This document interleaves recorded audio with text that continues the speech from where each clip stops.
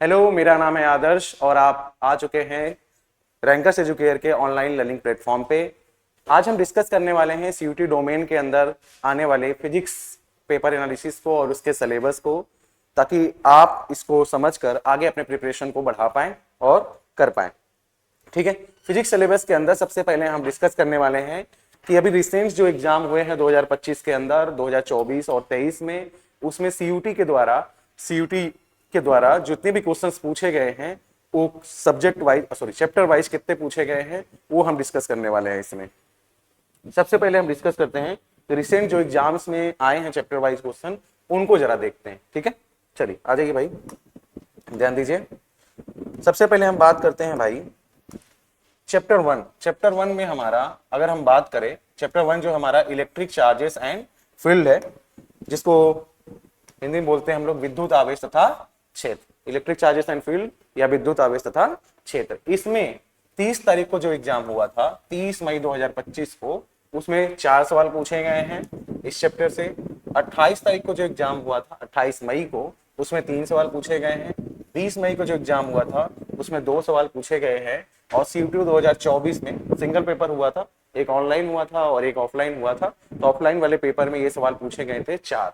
कितने पूछे गए थे भाई? 4 पूछे गए थे। और 22 मई 2023 को 4 सवाल पूछे गए हैं। तो हम ये कह सकते हैं कि जो चैप्टर 1 है, इससे लगभग हर साल ऑन एन एवरेज, लगभग एवरेज बोल सकते हैं कि एवरेज लगभग 3 से 4 क्वेश्चंस पूछे जा रहे हैं ना। यानी विद्युत आवेश तथा क्षेत्र से लगभग हर साल 3 से 4 क्वेश्चंस तो पूछे जा रहे हैं। अगर मैं 20 तारीख वाला क्वेश्चन पेपर छोड़ दूं थोड़ी देर के लिए, बाकी भी पेपर्स हुए हैं, बट 2-3 पेपर के एनालिसिस से आपको थोड़ा आइडिया लग जाता है कि चैप्टर्स में कितने क्वेश्चंस आ सकते हैं, हमें कितना मेहनत करना है चैप्टर्स को लेकर, ये आप आसानी से समझ सकते हैं। आई होप आपको समझ आ रहा है। के बाद चैप्टर 2 की बात हम करते हैं, इलेक्ट्रिक पोटेंशियल एंड कैपेसिटेंस, जिसको हम बोलते हैं विद्युत विभव और धारिता। इसकी बात हम करें तो इसमें लगभग 30 तारीख वाले पेपर में 4 सवाल आए हैं, 28 में 5 सवाल, 20 तारीख को 6 सवाल, और 24 में इसमें सवाल आए थे 3, और 22 में कितने आए थे?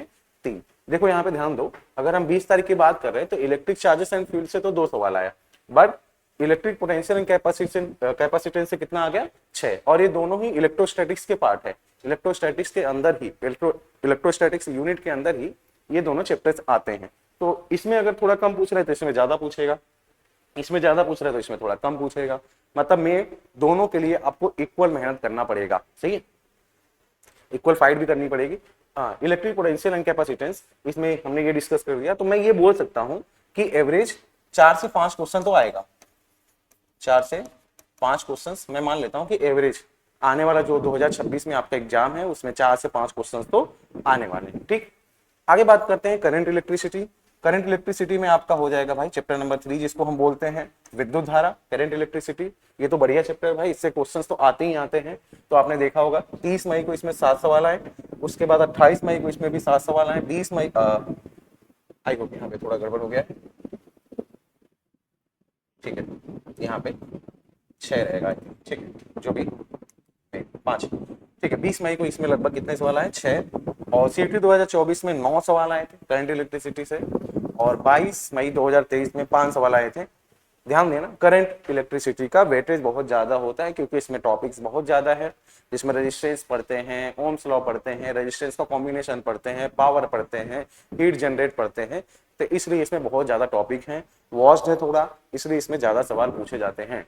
तो ये मोस्ट इंपॉर्टेंट चैप्टर की तरह एक बन जाता है कि करंट इलेक्ट्रिसिटी बहुत अच्छे से करना है, क्योंकि अगर 7 सवाल बन गए तो एक सवाल आपके 5 नंबर के हैं, तो इसका मतलब आपके नंबर्स कितने हो जाएंगे? 7 × 5 यानी 35 मार्क्स हो जाएंगे आपके। ठीक, तो 7 ये वाला आपका ट्रेंड बना हुआ है अभी। ठीक, आगे बात करते हैं चैप्टर नंबर 4 की। बात करें हम चैप्टर नंबर 4, तो उसमें भाई मैग्नेटिक इफेक्ट ऑफ करंट, यानी धारा का चुंबकीय प्रभाव, इससे जो सवाल पूछे गए हैं वो है आपके 6, 30 तारीख को, 28 को 7, 20 को 7, फिर उसके बाद 2024 में 6 पूछे गए, और 2023 में कितने पूछे गए? 5। अभी तक जो हम बात कर रहे थे, यहाँ पे चार्जेस क्या कर रहे थे? स्थिर थे, यानी रेस्ट पे थे।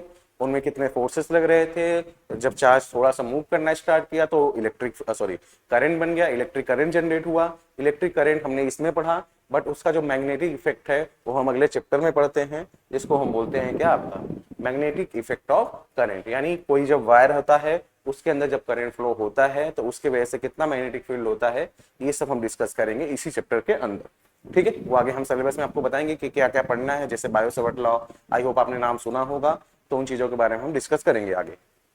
चलिए, तो मैं ये कह सकता हूं कि ऑन एन एवरेज, जैसे मैंने करंट इलेक्ट्रिसिटी में, आई होप यहाँ पे ध्यान देंगे, इसमें एवरेज लगभग 5 to 7 क्वेश्चंस तो आएगा ही आएगा एवरेज। यानी मैं ये कह दूं 4, 3, 7 और 5, 12, अगर आपने करंट इलेक्ट्रिसिटी इलेक्ट्रोस्टैटिक्स के दोनों पार्ट अगर सही से अच्छे से कर लिए तो 12 से 15 प्रॉब्लम लगभग आपके बन जाएंगे इनिशियल फेज में। अगर आपने 3 चैप्टर बहुत अच्छे से कर लिया है तो 15 क्वेश्चंस आपके आसानी से बन जाएंगे। अगर हम नंबर में बात करें तो 15 × 5 यानी 75। आई होप आपने कट ऑफ वगैरह भी देखा होगा तो थोड़ा आइडिया होगा कि हमें किस रेंज में मार्क्स लाने हैं।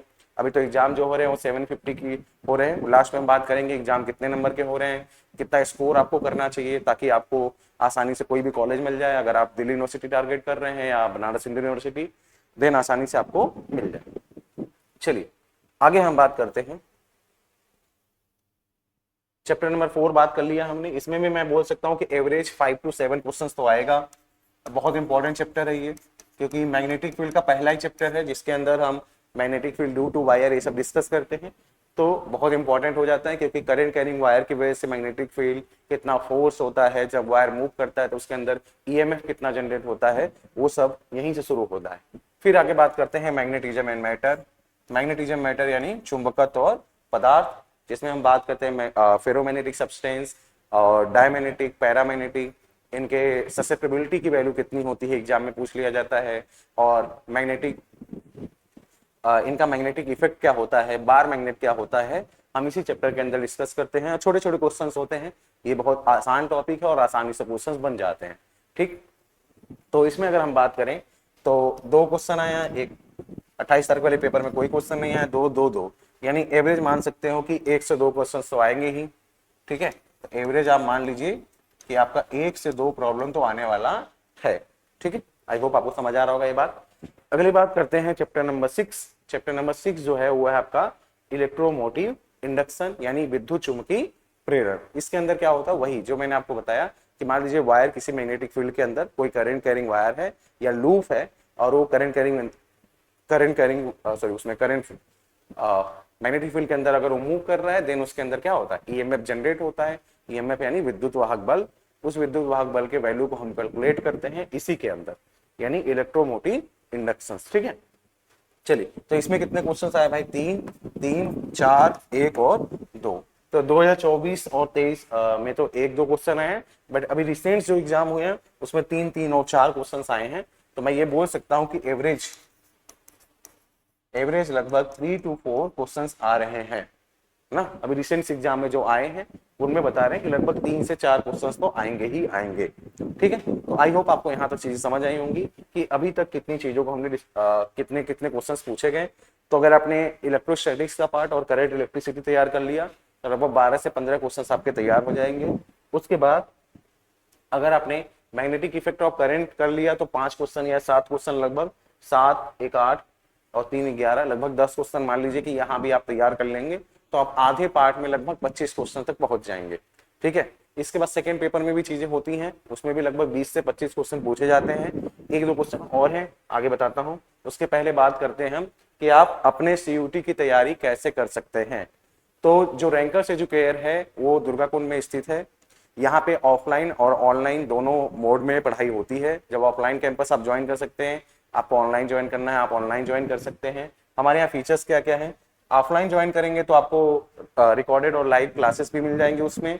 अगर ऑनलाइन ज्वाइन कर रहे हैं तब भी आपको रिकॉर्डेड और लाइव क्लासेस मिलेंगी, ताकि आप अपने पढ़ाई को बेहतर कर पाए। लेट्स से आप किसी दिन क्लास नहीं आए तब भी आपको लेक्चर्स मिल जाते हैं, क्योंकि सारी क्लासेस रिकॉर्ड होती है, सारे का पीडीएफ सेव होता है, तो आप आसानी से लेक्चर्स को देख भी सकते हैं बाद में।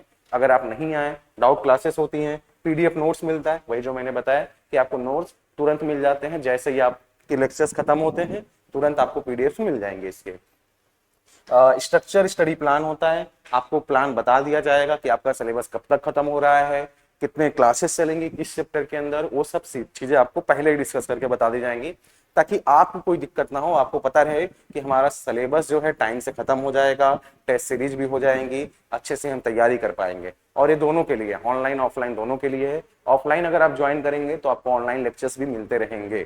ठीक, टेस्ट सीरीज है, प्रैक्टिस सेशन भी है। टेस्ट सीरीज आपको मिलेगा ही मिलेगा, डेली बेसिस पे भी वो टेस्ट होते हैं, और संडे को भी आपके टेस्ट होते हैं, चैप्टर वाइज फुल टेस्ट, ये सब आपके होते रहते हैं। जब एक बार आपका सिलेबस कंप्लीट हो जाएगा देन फुल सिलेबस टेस्ट भी होने लगेगा आपका। ठीक है, एक बार ऑनलाइन डाउट सेशन भी होता है। अगर आप ऑफलाइन ज्वाइन करेंगे तो ऑफलाइन डाउट सेशन भी होते हैं। जो भी आपको डाउट होगा बहुत आसानी से टीचर अवेलेबल हैं, आप फटाफट पूछ सकते हो उनसे कि सर ये डाउट रह गया, ये बता दीजिए, तो वो सारे प्रॉब्लम्स आपके सॉल्व कर दिए जाएंगे। ठीक है, आई होप आपको समझ आ रहा होगा कि इस कैंपस के अंदर वो सारी सुविधाएं दी गई हैं जो आपको एक विद्यार्थी जीवन में जरूरत है और आपको सीयूटी क्रैक करने के लिए जरूरत है। ठीक, आई होप आप समझ पा रहे होंगे। हाँ, मैंने बता दिया कि ऑनलाइन कैंपस है हमारा, ऑनलाइन है ही, ऑनलाइन में भी आप ज्वाइन कर सकते हैं, ऑफलाइन ज्वाइन करेंगे और बेहतर रहेगा, क्योंकि जब इंटरेक्शन होता है तो और अच्छा लगता है। ठीक, ऑफलाइन ही है, ये कैंपस है हमारा, ये है वाराणसी के अंदर। वाराणसी के अंदर कहाँ पे है? दुर्गा कुंड। और कुछ भी जानकारी चाहिए तो आप इस नंबर पे कांटेक्ट कर सकते हैं 9415190556 या 8874153302। इस नंबर पे आप कांटेक्ट करिए, पता कर लीजिए कि क्या चीजें आपको जाननी है, कैसा कैंपस है, कैसे ज्वाइन कर सकते हैं, ऑनलाइन कैसे ज्वाइन कर सकते हैं, वो सब आप कर सकते हैं। ठीक है, ओके, चलिए आगे बढ़ते हैं। हाँ, बुक्स वगैरह के बारे में आगे बात करेंगे। हाँ, ये हमारा ऐप है रैंकर्स एजुकेयर का, आप ये ऐप डाउनलोड कर लेंगे तो सारा पीडीएफ आपको यहीं से मिलने वाला है। ठीक, ऐप डाउनलोड करेंगे, लॉगिन करेंगे तो वहां से आपको सारा पीडीएफ, सारे लेक्चर्स, ये सब मिलने वाले हैं। ओके, आगे बढ़ते हैं। ठीक है, आगे देखिए हमारा अल्टरनेटिंग करंट है। अल्टरनेटिंग करंट में क्या है भाई? अल्टरनेटिंग करंट चैप्टर नंबर 7 जिसको हम बोलते हैं, इसमें लगभग 3 क्वेश्चन आए हैं, 5 भी आ गया है भाई, 2 आया है, 4 2024 में और 23 में लगभग 4 क्वेश्चन आए हैं। 2025 में 3, 5 और 2, यानी वेरी कर रहा है रेंज, तो मैं बोल सकता हूँ कि एवरेज लगभग 2 to 4 प्रॉब्लम्स तो आएंगे। सही है, अल्टरनेटिंग करंट। इसमें एलसीआर सर्किट के बारे में पूछता है। आई होप आप, जब मैं कल से पीवाईक्यूज डिस्कस करूंगा तो आपको पता चल जाएगा कि पीवाईक्यूज कैसे आ रहे हैं, कहाँ से कितने क्वेश्चंस आए हैं, वो मैंने लिख दिया है। बट एक बार पेपर को भी आप देखेंगे और उनको सॉल्व करने का तरीका जब सीखेंगे तब आपको समझ आएगा कि कितना बेहतर तरीके से हम कर सकते हैं। और टाइम मैनेजमेंट के अंदर, यानी 1 घंटा जो हमें मिलता है 50 क्वेश्चन करने के लिए, उसके अंदर हम उस क्वेश्चन को कैसे सॉल्व करेंगे। ठीक है, चलिए ध्यान दीजिए। अल्टरनेटिंग करंट में हमने डिस्कस कर लिया। अल्टरनेटिंग करंट मतलब प्रत्यावर्ती धारा, उसके अंदर एलसीआर सर्किट आता है, एल आता है, सी आता है, आर आता है, और उसके बाद रिएक्टेंस होता है, यानी रेजिस्टेंस की वैल्यू कितनी होगी, ये सब हम डिस्कस करते हैं। आगे चैप्टर नंबर 8 की अगर हम बात कर रहे हैं भाई, चैप्टर नंबर 8 है आपका इलेक्ट्रोमैग्नेटिक वेव, यानी विद्युत चुंबकीय तरंग। तो विद्युत चुंबकीय तरंग में भाई ये तो बहुत मतलब हाईलाइटेड चैप्टर है भाई, ये बहुत आसान चैप्टर, सबसे आसान, सबसे आसान चैप्टर है भाई, सबसे आसान यानी इजी ना, बहुत इजी है। 2-3 क्वेश्चन तो आते हैं मैथ द कॉलम में, कभी कभी सवाल आ जाता है। इसमें क्या आता है, जैसे वेव्स के बारे में दे देगा ना, तरंगे दे देगा आपको और कहेगा बताओ इनका फ्रीक्वेंसी किस रेंज में है, या इनका वेवलेंथ के इंक्रीजिंग टर्म में लिखो, यानी तरंग दैर्ध्य के बढ़ते हुए क्रम में, या फ्रीक्वेंसी के बढ़ते हुए क्रम में, डिक्रीज होते हुए क्रम में, ऐसे लिखना पड़ता है। और बहुत आसान है, एक लाइन आपने याद कर लिया और सारे क्वेश्चंस के आंसर आप आसानी से दे सकते हैं। ठीक है, तो यहां तक तो हमारा फर्स्ट पेपर था। लगभग फर्स्ट पेपर में आप मान के चलिए कि 20 से लेके 28 और 30 तक का रेंज रहता है फर्स्ट पेपर के अंदर, जो 12th में आपका सिलेबस है, सीयूटी का जो सिलेबस है उसके अंदर फर्स्ट पेपर, जिसको आप बोलते हैं कि 12th में 2 पेपर चलता है, फर्स्ट और सेकंड, तो फर्स्ट पेपर के अंदर लगभग 20 से 28 प्रॉब्लम सीयूटी यूजी के अंदर पूछे जाते हैं। अगर आपने फर्स्ट पेपर बहुत अच्छे से तैयार कर लिया, देन 28 में से आप लगभग 25-26 प्रॉब्लम आसानी से बना सकते हैं। अगर आपने सही से तैयारी की है, सही गाइडेंस में रह के तैयारी की है, तो आप बहुत आसानी से बना लेंगे। और मैं भी बहुत अच्छा आपने किया है, बोर्ड्स वगैरह में अच्छे बढ़िया से पढ़ रहे हो बोर्ड्स वगैरह में, और साथ में आप तैयारी भी कर रहे हैं सीयूटी यूजी का, तब तो बहुत बेहतर है। आप 28 में से 28 भी कर लेंगे। सवाल बहुत ज्यादा हार्ड नहीं होते हैं, बहुत आसान लेवल के, थोड़े थोड़े समझदारी दिखानी पड़ेगी, बोर्ड से थोड़ा ऊपर उठ के सोचना पड़ेगा, बस उतने में आप फिजिक्स के सारे क्वेश्चंस अटेम्प्ट कर पाएंगे आसानी से। चलिए आगे बात करते हैं। हाँ, सेकंड पेपर में हम बात करते हैं। सेकंड पेपर हमारा स्टार्ट होता है चैप्टर नंबर 9 से। सेकेंड पेपर की अगर हम बात करें तो ध्यान देंगे chapter number 9 ray optics, chapter number 9 ray optics जिसको बोलते हैं किरण प्रकाशिकी, ठीक है, किरण प्रकाशिकी ये बोलते हैं भाई, ठीक। उसकी बात कर रहे हैं तो इसमें लगभग 6 क्वेश्चन आते हैं भाई, फिर 4 आया, फिर कितना आया 5, 2024 में 6 आया और 23 में कितने हैं 7। तो इससे पक्का 5 से 7 सवाल तो आएंगे ही आएंगे, गारंटेड है, क्योंकि इसमें लगभग 3 से 4 चैप्टर हो जाते हैं, जिसमें आप पढ़ते हैं प्रकाश का परावर्तन यानी रिफ्लेक्शन ऑफ लाइट, अपवर्तन पढ़ते हैं, रिफ्रैक्शन ऑफ लाइट पढ़ते हैं, फिर लेंस पढ़ते हैं, लेंस के सरफेसेस पढ़ते हैं, उनमें कैसे फोकल लेंथ निकालते हैं, लेंस मेकर फार्मूला पढ़ते हैं, कॉम्बिनेशन ऑफ लेंस पढ़ते हैं, वो आगे हम डिस्कस करेंगे। बट थोड़ा आइडिया आपको दे रहा हूं कि आपको क्या प्रोसीड करना है, कैसे पढ़ना है, कौन से चैप्टर को ज्यादा वेटेज देनी है, किस पे ज्यादा मेहनत करना है। तो ये उनमें से एक चैप्टर जिसपे बहुत मेहनत करने की जरूरत आपको पड़ेगी। ऑप्टिकल इंस्ट्रूमेंट की बात होती है, टेलीस्कोप, माइक्रोस्कोप, इन सब के बारे में बात करना पड़ता है, फाइनल इमेज कहाँ फॉर्म होता है, कितना मैग्नीफाइंग पावर आता है, वो सब हम इसी चैप्टर के अंदर डिस्कस करते हैं। तो आई होप आपको समझ आया होगा।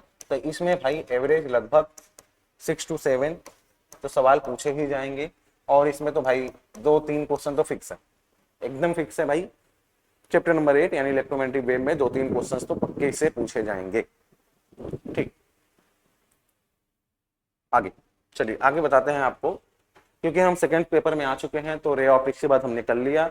रे ऑप्टिक्स सेकंड पेपर में मोस्ट इंपॉर्टेंट चैप्टर है, इसमें वेक्टर वगैरह के लॉज यूज होते नहीं है, तो आपको अगर थोड़ा बहुत वेक्टर में भी दिक्कत होगा तो इस सेकंड पेपर में तो कोई प्रॉब्लम नहीं होने वाला है। इसमें नो वेक्टर, वेक्टर का यूज नहीं है, आसानी से आप फटाफट कर पाएंगे। वही लॉजिकल आपकी चीजें हैं, थोड़ा समझना है, अच्छे से प्रॉब्लम्स रीड करने हैं और उन्हें सॉल्व करने हैं, ठीक। प्रॉब्लम जितने अच्छे से रीड करते जाएंगे सॉल्व होता चला जाएगा। चलिए आगे बात करते हैं भाई। हाँ, चैप्टर नंबर 10, चैप्टर नंबर 10 की बात करें तो वेव ऑप्टिक्स, ठीक है। अगर हम वेव ऑप्टिक्स की बात कर रहे हैं तो तरंग प्रकाशिकी, यानी इसमें से तरंग प्रकाशिकी जिसमें हम लाइट को वेव मानते हैं, लाइट को क्या मान लेते हैं वेव, जिसमें हाइगेंस प्रिंसिपल के बारे में आपने सुना होगा, उनकी थ्योरीज होंगी, उन्होंने प्रूव करके दिखाया, रिफ्लेक्शन, रिफ्रैक्शन, परावर्तन, अपवर्तन, और उसके बाद यंग डबल स्लिट एक्सपेरिमेंट इसी में हुआ, तभी जाके प्रूफ हुआ कि लाइट वेव है। जब न्यूटन साहब ने बोला था कि नहीं लाइट पार्टिकल है ना, लेकिन बाद में उसको हाइगेंस ने बोला नहीं लाइट पार्टिकल नहीं है वेव है, तो वहां पे वेव को माना नहीं गया। बट उसी के हाइगेंस के स्टूडेंट यंग्स ने जब प्रूव करके दिखा दिया, कौन सा फिनोमेना, इंटरफेरेंस, जब इंटरफेरेंस के फिनोमेना को प्रूव करके दिखाया तब जाके पता चला कि हाँ लाइट वेव है और लाइट को वेव माना गया, और उससे सारे प्रॉब्लम्स को सॉल्व किया गया। हाँ, जिसमें इंटरफेरेंस, प्रकाश का विवर्तन, व्यतिकरण, ये सब हम पढ़ते हैं, ठीक। आगे बात करते हैं भाई चैप्टर नंबर 11। हाँ, लगभग इससे मान के चलिए इसमें 2 क्वेश्चन आए हैं वेव ऑप्टिक्स में, इसमें 4, इसमें 2, इसमें 2 और इसमें 3 क्वेश्चंस आए हैं। तो इसका मतलब मैं ये कह सकता हूँ कि ऑन एवरेज वेव ऑप्टिक्स से भाई 3 से 4 सवाल, 2 से 3 बोल सकते हो। देखो इसमें ज्यादा इंपॉर्टेंट क्या है, Huygens principle, Young double slit experiment, जिसमें मैक्सिमम और मिनिमा बनता है, यानी उच्चिष्ट और निम्निष्ट, यानी कहाँ पे दीप्त फ्रिंजेस बन रही है, कहाँ पे अदीप्त, यानी कहाँ ब्राइट बन रही है, कहाँ पे डार्क बन रही है, यही सब तो हमें डिस्कस करना होता है। तो चैप्टर काफी ज्यादा बड़ा नहीं है, बट 7-8 लेक्चर का चैप्टर है जिसमें आप आसानी समझ पाएंगे, तो 2-3 क्वेश्चन आप आसानी से बना लेंगे। नो वेक्टर यूज है तो बहुत आसानी से फॉर्मूला बेस्ड क्वेश्चन आते हैं, थ्योरी पढ़ा, समझा, सवाल को सॉल्व किया, आंसर आ गया और टिक करके आगे बढ़ गए, यही करना है अपने को। चलो, फोटो इलेक्ट्रिक इफेक्ट यानी प्रकाश वैद्युत प्रभाव, जिसको हम बोलते हैं dual nature of light and matter, यानी यहाँ पे पता चला जब पहले क्या हुआ कि न्यूटन ने जब बोला कि भाई न्यूटन साहब ने जब बोला कि लाइट पार्टिकल है, उसके बाद हाइगेंस है, उन्होंने बोला लाइट वेव है, तो अब ये चीजें तो फिर कॉम्प्लिकेटेड हो गई, क्या है क्या नहीं है। तो लगभग 1900 के आसपास जाके पता चला कि नहीं लाइट दोनों नेचर रखता है, कभी पार्टिकल होता है और कभी वेव, तो उसी को हम बोलते हैं ड्यूल नेचर ऑफ लाइट, जिसमें हम फोटो इलेक्ट्रिक इफेक्ट के बारे में बात करते हैं, प्रकाश वैद्युत प्रभाव। उसमें जैसे प्रकाश क्या हुआ, किसी मेटल सरफेस पे पड़ा और मेटल सरफेस से इलेक्ट्रॉन कहाँ चले जाते हैं, बाहर चले जाते हैं, और उसी का हम यूज करके बैटरी को चार्ज करते हैं और होम अप्लायंस जो भी हैं उनको चलाते हैं। आई होप आपने यही पढ़ा होगा, अगर नहीं पढ़ा तो आप धीरे धीरे पढ़ेंगे, अगर आप 12th में हैं तो आप धीरे धीरे इन चीजों को जानेंगे कि कैसे वर्क करते हैं, क्या होता है फोटो इलेक्ट्रिक इफेक्ट, और धीरे धीरे हम आपके साथ मिलकर ये सब पढ़ते रहेंगे, ठीक। चलिए, प्रकाश विद्युत प्रभाव और प्रकाश और पदार्थ की द्वैत, ऐसे ही जो आपके मैटर है उनके पास भी ड्यूल नेचर होता है, कभी कभी वेव होते हैं, कभी कभी पार्टिकल होते हैं, डिपेंड्स क्या जरूरत है उस हिसाब से उनको डिफाइन किया गया है। आई होप आपको समझ आ रहा होगा ये सब बातें, ठीक है। इसमें लगभग 3 क्वेश्चन आए हैं, 2 क्वेश्चन, 3 क्वेश्चन, 3 क्वेश्चन और दो। तो ये कह सकते हो कि 2 से 3 क्वेश्चन और बहुत आसान है, वेरी इजी। जैसे मैंने बोला था इलेक्ट्रोमैग्नेटिक वेव को, तो यहाँ भी वेरी इजी है भाई, बहुत आसान है, कोई दिक्कत नहीं होता, आसानी से आप इसको पढ़ सकते। हाँ, फिर बात करते हैं भाई एटम्स। एटम्स की बात करते हैं, चैप्टर नंबर 12। एटम्स में अगर हम बात करें तो अगर आप ध्यान देंगे तो एटम्स में 2 क्वेश्चन आए हैं, 3 क्वेश्चन, 2 क्वेश्चन, 3 क्वेश्चन, 3 क्वेश्चन और 3 क्वेश्चन आए हैं। ठीक है, तो 2 क्वेश्चन, 2 क्वेश्चन, 3 क्वेश्चन, 3 क्वेश्चन और 3 क्वेश्चन आए हैं। तो इसका मतलब मैं ये कह सकता हूं कि जो एटम्स है भाई, इसमें से एक दो क्वेश्चन तो पक्के आने वाले हैं, और ये भी बहुत आसान है। ये सब चैप्टर्स बहुत आसान है, थोड़ी थ्योरेटिकल है, बट एक बार थ्योरी आपने सही से कवर कर लिया तो क्वेश्चंस आप बना लेंगे। जैसे हाइड्रोजन स्पेक्ट्रम आपने पढ़ा होगा, हाइड्रोजन स्पेक्ट्रम में वेवलेंथ की वैल्यू कैसे निकालते हैं, मैक्सिमम वेवलेंथ कब होता है, मिनिमम वेवलेंथ कब होता है, यही सारे क्वेश्चंस पूछे जाते हैं। एक इलेक्ट्रॉन आउटर थर्ड से फोर्थ ऑर्बिट में चला गया, उसका एनर्जी डिफरेंस कितना होगा, ये पूछा जाता है। रेडियस का फॉर्मूला कितना होता है, ये सब चीजें इसी में डिस्कस की जाती है। तो अभी हम सिलेबस डिस्कस करेंगे, तो इसमें आपको बताएंगे कि कौन से टॉपिक को ज्यादा देना है अहमियत, और कौन से टॉपिक को थोड़ा आप स्किप करके भी निकल सकते हैं, मतलब थोड़ा पढ़ लिया और आगे बढ़ गए। चलिए, तो इससे 2 क्वेश्चन तो पक्के आएंगे। आगे लास्ट 2 और हैं, चैप्टर 13 की बात करते हैं। आपको पता होगा 12th में हम 14 चैप्टर मान के चलते हैं। अगर यूनिट वाइज देखें तो 7 से 8 यूनिट है, बट चैप्टर वाइज देखेंगे तो 14 चैप्टर है। चैप्टर नंबर 13 देखेंगे न्यूक्लियाई। तो न्यूक्लियाई में लगभग आपके कितने क्वेश्चन आ गए भाई, लगभग 2 क्वेश्चन, 3 क्वेश्चन, कभी 1 क्वेश्चन पूछ ले रहा है, कभी 1 और कभी 2 क्वेश्चन। तो न्यूक्लियाई से लगभग 1 से 2 प्रॉब्लम तो पूछता ही है। ठीक है, न्यूक्लियाई भी एकदम इजी सब्जेक्ट है। इसमें क्या पूछता है, आउटर मोस्ट में कितने इलेक्ट्रॉन, प्रोटॉन, न्यूट्रॉन है, डेंसिटी का रेशियो कितना होगा, वॉल्यूम का रेशियो कितना होगा, रेडियस ऑफ न्यूक्लियस कितना होगा हर एक एटम का, उसका रेशियो पूछता है, या रेडियस किस पे डिपेंड करता है। आई होप आपने ये वाला फॉर्मूला देखा होगा, R equal to R nought A के पावर 1/3। सही है, जहां ए तुम्हारा क्या है, एटॉमिक मास यानी परमाणु भार, एटॉमिक मास यानी क्या, परमाणु भार। ठीक, आगे डिस्कस करेंगे ये सब चीजें, बट आपने ये फॉर्मूला देखा होगा तो इस पे पूछ लेता है कि बताओ रेडियस का रेशियो कितना होगा एल्युमिनियम का, और साथ में कोई और एटम दे दिया, मान लो एक्स एक एटम है और वाई एक एटम है, उनके रेडियस का रेशियो कितना होगा, उनके न्यूक्लियस के रेडियस का रेशियो कितना होगा, यानी न्यूक्लियस का रेडियस। ठीक है, एक तरीके से त्रिज्या का अनुपात कितना होगा। तो इससे कितने क्वेश्चन पूछेंगे भाई, तो एवरेज 1-2 क्वेश्चन तो पूछे जाएंगे। अब बात करते हैं सेमीकंडक्टर, ये बहुत इंपॉर्टेंट है भाई, एक तरीके से इंपॉर्टेंट है ये भाई बहुत। ठीक है, semiconductor 3 question, 3 question, 4 question, 3 question, 3 question, easy, एकदम इजी है भाई। पी इंजेक्शन क्या होता है, कब एनर्जी बैंड गैप को कितना एनर्जी देंगे कि इलेक्ट्रॉन्स आउटर सेल से चले जाएंगे आपके कंडक्शन सेल में, ताकि आपके आसानी से करंट फ्लो कर सके, वो सब हम इसी में सीखते हैं। सेमीकंडक्टर में पी टाइप और एन टाइप होता है, आई होप ये आपको पता होगा। पी टाइप और एन टाइप मटेरियल होते हैं, 2 मटेरियल, पी टाइप मतलब जिसमें होल्स ज्यादा है, एन टाइप मतलब जिसमें इलेक्ट्रॉन्स ज्यादा है। ठीक, तो ये सब हम डिस्कस करेंगे। तो इसमें लगभग 1 से 2 क्वेश्चन, और यहाँ पे लगभग आपके 3 से 4 क्वेश्चन आते हैं और बहुत आसान होते हैं। तो वेरी इजी में 3-4 चैप्टर है, जिसमें आप थोड़ा सा मेहनत करेंगे, मतलब 2-3 दिन आपने पढ़ लिया, सारे क्वेश्चन बन जाएंगे आसानी से। समझ आ रहा है बात? ठीक है, तो ये हमने डिस्कस किया कि अभी रिसेंट के जो पेपर हुए हैं उसमें कितने क्वेश्चंस आए और हमें कैसे प्रोसीड करना है, कितने क्वेश्चंस कौन से चैप्टर से आए हमने देख लिया। तो हमें पता चल गया कि ज्यादा टाइम किसको देना है और कम टाइम में किसको ज्यादा कवर करना है। तो कवर तो सारे करने हैं क्योंकि 50 क्वेश्चन है और सीयूटी की कट ऑफ थोड़ी ज्यादा होती है, तो आपको कवर तो सारे करने पड़ेंगे। लगभग 50 प्रॉब्लम से मांग के चलिए 45 प्रॉब्लम्स आपको ऐसे टारगेट करने हैं जो आप मेहनत करके उसको गेन करेंगे। 45 मल्टीप्लाई बाई 5 करेंगे तो 2 to 5 यानी 225 नंबर के आसपास आप पहुंच जाएंगे। और 225 नंबर गुड, मतलब बहुत ज्यादा अच्छा मार्क्स है। अगर आप उस रेंज में है 200-225 के रेंज में, देर आसानी से कोई भी कॉलेज आप ध्यान आसानी से अचीव कर सकते हैं। डीयू का या बीएचयू जो भी आपका सपना है वो आसानी से क्लियर कर सकते हैं।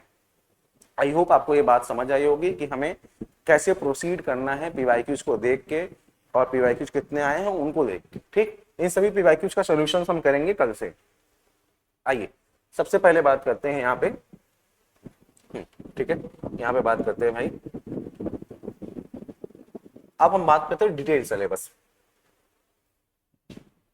अब हम बात करते हैं डिटेल सिलेबस। उसके पहले मैं आपको कुछ चीजें और समझा देता हूं कि जो आपका फिजिक्स का पेपर है,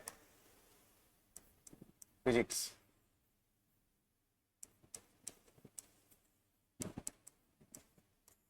अभी बायो वाले हो या मैथ वाले हो, दोनों के लिए भाई सेम सिलेबस है, अलग नहीं है ना। बीएससी बायो हो, बीएससी मैथ हो, अगर आप एग्रीकल्चर की भी तैयारी कर रहे हैं और आप मैथ से हैं और या बायो से, तो आपको पीसीएम तो देना ही पड़ेगा। ठीक है, तो सबके लिए ये बात कर रहा हूं मैं। तो इसमें जो आपका सबसे पहले क्वेश्चंस कितने पूछे जाएंगे, क्वेश्चंस, तो क्वेश्चंस पूछे जाएंगे भाई 50। पहले पिछले साल में 2024 में 50 में से 40 करने थे, बट अभी क्वेश्चंस पूछे जा रहे हैं 50, और आपके 50 के 50 करने हैं। ऑल, सबके सब आपको करने हैं। ठीक है, 50 के 50 आपको सवाल करने हैं, ये सवाल पूछेंगे 50, और एक क्वेश्चन का जो मार्क्स है, मार्क्स एक क्वेश्चन का वो है 5, जब आप राइट करेंगे यानी सही करेंगे, और -1 है जब आप रॉन्ग करेंगे, -1 है रॉन्ग करेंगे तब। ओके, तो मार्क्स आपके हैं एक क्वेश्चन के 5 नंबर, और एक क्वेश्चन -1 है रॉन्ग करेंगे, तो मैक्सिमम मार्क्स जो आपको मिलेंगे वो हो जाएंगे 250। और ये सब करने के लिए आपको टाइम मिलेगा 1 घंटे का। ये सब करने के लिए आपको टाइम कितने घंटे का मिलेगा, 1 घंटे का। समझ आ रहा है बात? इसका मतलब आपको बहुत बेहतर तैयारी करने की जरूरत पड़ेगी, स्पीड बढ़ानी पड़ेगी। बोर्ड्स वाली स्पीड रख के हम सॉल्व नहीं कर सकते इन चीजों को, तो आपको बहुत अच्छी स्पीड रखनी पड़ेगी, ये ध्यान रखना है। काफी अच्छी स्पीड रखनी पड़ेगी, तभी आप इन चीजों को कवर कर पाएंगे। ठीक है, आई होप आपको बस समझ में आ रही हो क्या करना है क्या नहीं करना है। मतलब स्पीड देखो बढ़ाने के लिए क्या करोगे, आपने चैप्टर्स देख लिए कि अच्छा इससे पीवाईक्यू ऐसे आते हैं कि इसमें ज्यादा टाइम लग रहा है, उसका टाइम आपको रिड्यूस करना पड़ेगा। मान लीजिए किसी चैप्टर से, जैसे रे ऑप्टिक्स से मैंने बोला 7 सवाल आएंगे, तो 7 सवाल में पहले में भी आपको लगे कि 7 सवाल आपको लगाने में लगभग 20 मिनट लगते हैं, तो आप उसको रिड्यूस करके लगभग पहुंचेंगे 10 मिनट, 7 मिनट, 8 मिनट, तब आप जाके 50 क्वेश्चन को अटेम्प्ट कर पाएंगे, पढ़ पाएंगे, उन्हें समझ पाएंगे और उनका सॉल्यूशन लिख पाएंगे, तभी आप सही से टिक कर पाएंगे। ठीक, हाँ कुछ क्वेश्चन ये हैं कि जो डायरेक्टली आप कर लेंगे, 50 में से मे बी 10-15 क्वेश्चन होंगे जो आप डायरेक्टली मतलब आपको याद होगा और फटाक से आप कर लेंगे। कुछ ऐसे होंगे जो नोट से डायरेक्ट क्वेश्चन आएंगे, जो हम आपको पढ़ाएंगे, जो आपको बुक्स देंगे, अगर आपने उसको सही से सॉल्व किया है तो लगभग 30 से 35 सवाल जो डायरेक्ट नोट्स या नोट्स जैसा सवाल आ जाएगा आपके एग्जाम में, फटाफट आप टिक करके आगे बढ़ जाएंगे। तो टाइम ऐसे ही बचाना है आपको। आई होप वो समझ में आ गया होगा। क्वेश्चन 50 पूछे जाते हैं, सभी करने हैं भाई, पहले 40 करने होते थे, अभी सभी कर रहे हैं। मार्क्स एक क्वेश्चन का 5 नंबर है, रॉन्ग होने पे -1 नंबर, मैक्सिमम मार्क्स आपके 250 है। आई होप आपको ये बात समझ आया होगा। क्लियर? तो इसको हम ऐसा करते हैं भाई, चलो ठीक है, तो बॉक्स कर देते हैं। ओके ओके ओके ओके, एक मिनट, चलिए ठीक है, समझ गए? ये करना है, मैथ वाले हो बायो वाले हो। हाँ, थोड़ी कट ऑफ को लेके भी बात यहीं पे कर लेता हूँ। तो अगर मैं टोटल पेपर बोलूं, पीसीएम, टोटल पेपर पीसीएम की बात कर रहा हूं या पीसीबी, इसके मार्क्स हैं 750, तो अप्रोक्स मान के चलिए इसका 70% मार्क्स आपको स्कोर करना पड़ेगा। Score 70 to 80%। अगर आपको एग्रीकल्चर चाहिए तो भाई 90% से ऊपर चाहिए मार्क्स। 70 टू 80% अप्रोक्स मान लीजिए कि आपको करना तो पड़ेगा। लगभग 500 से मैं मान के चलता हूँ 450 से लेके 550 के बीच अगर आपका नंबर है तो बहुत अच्छे से आप कर लेंगे। बीएचयू वगैरह, डीयू वगैरह तो बहुत आसानी से मिल जाएगा, अगर आप 70 और 80% का टारगेट मान के चल रहे हैं तो। जैसे आप बोर्ड्स में टारगेट बनाते हैं उसी हिसाब से मैं बात कर रहा हूँ। ठीक है, तो ये भी याद रखिएगा। टोटल पेपर आपका पीसीएम का हो, पीसीबी, पीसीबी तो 80% से कम तो नहीं होने वाला, क्योंकि सीट्स बहुत कम है। बीएचयू के ले ले तो सीट्स बहुत कम है, पीसीबी में, पीसीएम में तो ज्यादा है, तो उसमें 70% पे भी काम चल जाएगा, बट पीसीबी में सीट्स बहुत कम है, तो आपको बहुत मेहनत करने की जरूरत पड़ेगी, ये याद रखिएगा।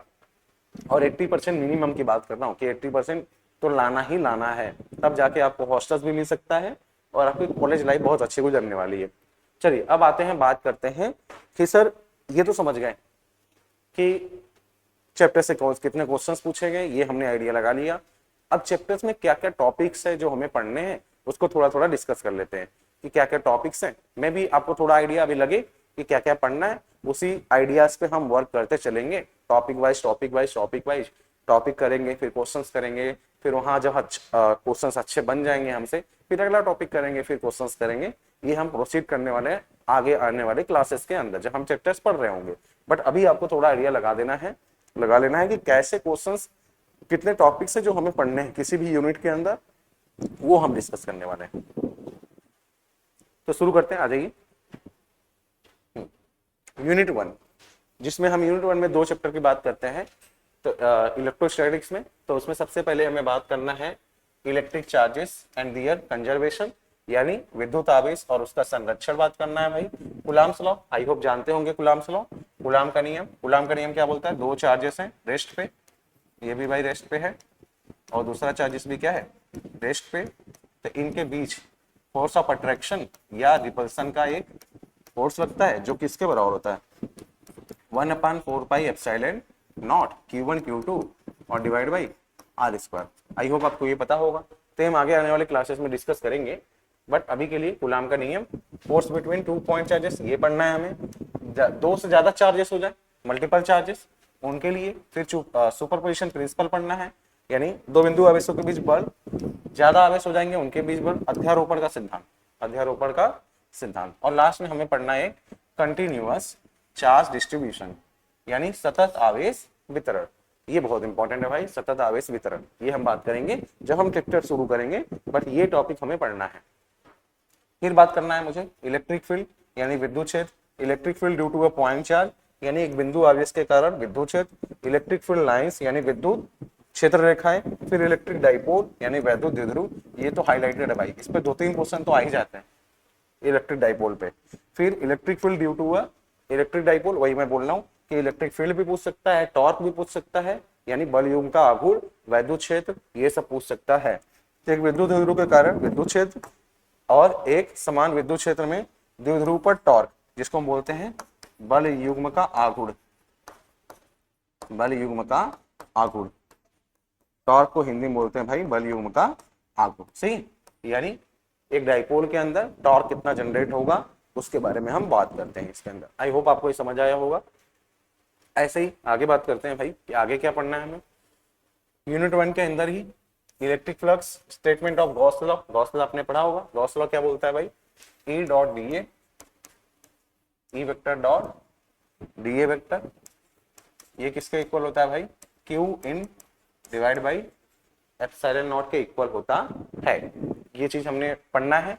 उसके एप्लीकेशंस बहुत इंपॉर्टेंट है भाई, एप्लीकेशन से सवाल तो आता ही है 100%। तो find the field due to infinitely long straight wire, सही है, जिसका मतलब विद्युत फ्लक्स पढ़ना है, गॉस का प्रमेय पढ़ना है, और उसका अनुप्रयोग अनंत लंबे सीधे तार की वजह से कितना विद्युत क्षेत्र होगा ये पढ़ना है, समतल सीट की वजह से कितना होगा, uniformly charged infinite plane sheet की वजह से कितना होगा, uniformly charge thin spherical shell, यानी समान रूप से आवेशित पतले गोलाकार आवरण के कारण कितना क्षेत्र होगा, अंदर भी देखना है और बाहर भी, यानी फील्ड इनसाइड भी देखना है और आउटसाइड भी हमें देखना है कि कितना वैद्युत क्षेत्र होता है। ठीक है, समझ आ रहा है बात। चलो फिर इलेक्ट्रिक पोटेंशियल आगे बात करना है इसमें हमें। इलेक्ट्रिक पोटेंशियल यानी वैद्युत विभव, पोटेंशियल डिफरेंस विद्युत विभवांतर, electric potential due to a point charge, एक बिंदु आवेश के कारण विभव कितना होगा ये पढ़ना है, और dipole system of charges, dipole की वजह से एक द्विध्रुव और आवेशों के प्रणाली के कारण वैद्युत विभव, यानी डाइपोल की वजह से कितना पोटेंशियल होगा ये हम डिस्कस करेंगे, जिसमें आप पढ़ते हैं एक्सियल पर, यानी अच्छी स्थिति में कितना विभव होता है, और इक्वेटोरियल यानी निरक्षीय स्थिति में कितना विभव होता है। सेम आप इलेक्ट्रिक फील्ड में भी आप पढ़ते हैं ये चीज, ठीक है। ओके, तो आई होप इतनी बातें आपको समझ आ रही होंगी। फिर मोस्ट इंपॉर्टेंट टॉपिक है भाई इक्विपोटेंशियल सरफेस, इक्विपोटेंशियल सरफेस, इससे भी क्वेश्चंस आ जाते हैं।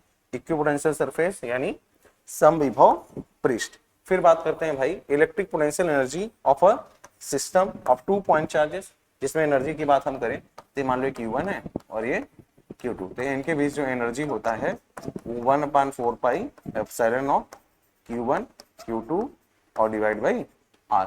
तो जो कहीं भी पोटेंशियल एनर्जी डिफाइन है इसका मतलब वो कंजर्वेटिव फोर्सेस की वजह से है, ठीक है। तो कंजर्वेटिव फोर्स जहां भी रहेंगे वहां पर आपको संरक्षी बल, कंजर्वेटिव फोर्स मतलब संरक्षी बल, जहां पे भी रहेंगे वहां पोटेंशियल एनर्जी का टर्म डिफाइन होता है। ठीक, तो दो बिंदु आवेशों के प्रणाली, उनके बीच वैद्युत स्थिर वैद्युत ऊर्जा कितनी होगी, वैद्युत द्विध्रुव की वैद्युत स्थिर ऊर्जा।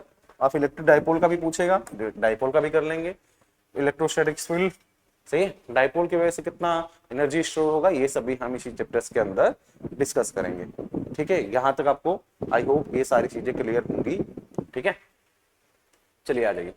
हाँ, अब बात करते हैं, पहले आगे बढ़ने से पहले यूनिट 1 में आगे बढ़ने से पहले हम बात करते हैं कि आप जब रैंकर से एजुकेटर ज्वाइन करेंगे तो आपको पीडीएफ तो मिलेगा ही मिलेगा, साथ में मटेरियल्स भी मिलेंगे। उन्हीं मटेरियल की मैं बात करता हूँ, जैसे केमिस्ट्री का बुक आपको मिलेगा, सही है, फिजिक्स की बुक मिलेगी, सही है, बायोलॉजी की पार्ट मिलेंगे, अगर आप जनरल मैथ्स वगैरह भी लेंगे तो पॉइंट्स वगैरह भी मिलेगा, जीएस के सारी चीजें पढ़ाई जाएंगी और रीजनिंग, और साथ में आपको लैंग्वेज की भी सारी चीजें आपको मिलेंगी। सही है, लैंग्वेज में जैसे हिंदी और इंग्लिश आप प्रेफर करेंगे तो हिंदी और इंग्लिश के भी मटेरियल्स आपको मिलेंगे। ऑफलाइन भी ज्वाइन करेंगे तब भी मिलेगा, ऑनलाइन ज्वाइन करेंगे तब भी मिलेगा। ऑनलाइन में आपको ऑनलाइन पीडीएफ्स अपलोड करा दिए जाएंगे, आप उसको कहीं से भी प्रिंट कर सकते हैं, आसानी से प्रिंट करके पढ़ सकते हैं आराम से, कोई दिक्कत नहीं है। और ऑफलाइन ज्वाइन करेंगे तो आपको ऑनलाइन भी सुविधा मिलेंगी, ऑफलाइन भी सुविधा मिलेगी। अगर आपके में भी कभी तबीयत खराब हो गया, आप कभी नहीं आए, तब आप लेक्चर्स आसानी से अटेंड कर पाएंगे, ये सारी सुविधाएं यहाँ मिलेंगी। ठीक है, आई होप आपको समझ आ रहा होगा। और ये सारे स्पेशल बुक हैं भाई, इसके अंदर सीयूटी के पीवाईक्यूज, रिसेंट जो एग्जाम में क्वेश्चंस आए हैं अपडेटेड, वो सारे क्वेश्चंस मिलेंगे। कैसे क्वेश्चंस आ सकते हैं ये हम ही लोगों के द्वारा बनाया गया है, पीवाईक्यूज सारे ऐड किए गए हैं, नए हर साल रिन्यू होता है, हर साल नए क्वेश्चंस ऐड कर दिए जाते हैं, ताकि बच्चों को कहीं से भी ढूंढने की जरूरत ना पड़े और आसानी से आप इसको सॉल्व करके अपने अचीवमेंट को प्राप्त कर सकें। ठीक, आई होप आपको ये बातें समझ आ रही होंगी। चलिए, हो गया यहाँ तक। ठीक है, ये हो गया, इस बुक के बारे में बता दिया आपको कैसे कर सकते हैं। ठीक है, इसमें बात करते हैं हम कंडक्टर एंड इंसुलेटर। अब हम बात करने वाले current, electricity, free charges and bound charges क्या होते हैं, यानी चालक और कुचालक क्या होते हैं। चालक के अंदर मुक्त आवेश और आबद्ध आवेश क्या होते हैं। जैसे आपको पता होगा, कोई भी चालक है, इसके अंदर नंबर ऑफ फ्री इलेक्ट्रॉन्स 10⁻29 पर मीटर क्यूब होता है, यानी 1 मीटर क्यूब में लगभग 10⁻29, ये बहुत बड़ा नंबर है। 10 के पीछे लगभग 29 जीरो लगा दोगे, सॉरी 1 के पीछे 29 जीरो लगाओगे, तब जाके आपको पता चलेगा इतने सारे इलेक्ट्रॉन्स हैं 1 मीटर क्यूब के अंदर, और एक इलेक्ट्रॉन भी मूव करेगा तो करंट फ्लो होना स्टार्ट हो जाएगा। ठीक, डाइलेक्ट्रिक और पोलराइजेशन बढ़ेंगे। कैपेसिटर एंड कैपेसिटेंस क्या होता है, यानी विद्युत ध्रुवीकरण, संधारित्र, ये बहुत इंपॉर्टेंट है भाई। कैपेसिटेंस पे बहुत सारा सवाल आता है, यानी कैपेसिटर, संधारित्र और उसकी धारिता। ठीक है, आगे बात करते हैं combination of capacitor, star mark कर लीजिए, पक्का एक सवाल आने वाला है। संधारित्र का श्रेणी क्रम और समांतर क्रम। देखो, या तो रेजिस्टेंस का श्रेणी क्रम समांतर क्रम पूछेगा, यानी आपका प्रतिरोध का श्रेणी क्रम समांतर क्रम, यानी सीरीज और पैरेलल कॉम्बिनेशन पूछेगा, या तो आपसे क्या पूछेगा, कैपेसिटर का पैरेलल और सीरीज कॉम्बिनेशन आपसे पूछा जाएगा। ठीक है, हाँ आगे, प्लेटों के बीच पैरावैद्युत माध्यम, सही है, और यानी पैरेलल हो गया capacitor, sorry capacitance of a parallel plate capacitor, समांतर प्लेट संधारित्र की धारिता, इसके बारे में पढ़ना है। Capacitor with and without dielectric, यानी उसके अंदर एयर है तब कैपेसिटर कितना आएगा, और डाइलेक्ट्रिक डाल दिया तब कैपेसिटर। जब एयर रहता है तो आई होप आपने ये देखा होगा, यहाँ बताता हूँ, चलिए, जब एयर रहता है कैपेसिटर के प्लेट के बीचों के बीच, तो ये तुम्हारा यहाँ पोटेंशियल डिफरेंस मान लो V, और इस पे जो चार्ज है Q, इसका एरिया प्लेट का A और डिस्टेंस बिटवीन प्लेट D, तो कैपेसिटेंस आता है कितना, AX(ln0/d). ये पोटेंशियल पे डिपेंड नहीं करता और चार्ज पे भी डिपेंड नहीं करता है, ये सिर्फ डिपेंड करता है किस पे, एरिया पे और डिस्टेंस बिटवीन प्लेट, इन सब पे डिपेंड करता है। और जब इन्हीं के बीच हम क्या करते हैं, डाइलेक्ट्रिक मीडियम रख देंगे, यहाँ पे अगर मैं डाइलेक्ट्रिक मीडियम रख दूं इनके बीच, तो कैपेसिटेंस कितना हो जाता है, KA(ε0/d) हो जाता है, KA(ε0) क्या हो जाता है, D। आई होप आपको ये बातें समझ आ रही होंगी। ठीक है, बट ये सब हम चैप्टर्स में डिस्कस करेंगे, अभी टेंशन लेने की जरूरत नहीं है, अभी सिर्फ सिलेबस देखिए, समझिए कि क्या हमें पढ़ना है और कैसे सर प्रोसीड करेंगे अपने चैप्टर्स को लेके, अपने टॉपिक्स को लेके, और हम कैसे इन सभी का नोट्स बनाएंगे और उन्हें सीखेंगे और उन्हें अप्लाई करेंगे सवालों के अंदर, ताकि साइंस में बहुत अच्छा कर पाए। साइंस बैकग्राउंड में अच्छा करने के लिए आपको साइंस को बहुत अच्छे से पढ़ना पड़ेगा। ठीक है, चलिए आगे बात करते हैं भाई। हाँ, फोर्स भी डाइलेक्ट्रिक मीडियम हो गया between the plates. Energy storeyed in the capacitor, संधारित्र के अंदर उपस्थित ऊर्जा। समांतर प्लेट संधारित्र की धारिता, वही मैंने बोला सी बराबर A epsilon not upon D, वो चैप्टर्स के अंदर डिस्कस करेंगे, अभी यहाँ डिस्कस करने की जरूरत नहीं, ये सब हटा देते हैं भाई। ठीक है, तो ये यूनिट 1 में हमने बात कर लिया कि इलेक्ट्रिक चार्जेस एंड फील्ड की बात कर लिया, कैपेसिटेंस की बात कर लिया और इलेक्ट्रिक पोटेंशियल। अब बात करते हैं करंट इलेक्ट्रिसिटी की। तो भाई करंट इलेक्ट्रिसिटी के अंदर क्या हो जाएगा, करंट इलेक्ट्रिसिटी के अंदर इलेक्ट्रिक करंट यानी विद्युत धारा, flow of electric charges, flow of electric charges के बारे में बात करेंगे, मेटेलिक कैरेक्टर यानी उसमें कितना चार्ज फ्लो हो रहा है उसके बारे में बात करेंगे, ड्रिफ्ट वेलोसिटी बहुत इंपॉर्टेंट टर्म है, ड्रिफ्ट वेलोसिटी एंड मोबिलिटी यानी अपवाह वेग और गतिशीलता। सही है, अपवाह वेग भी बोलते हैं इसको, अनुगमन वेग भी बोलते हैं, अनुगमन वेग।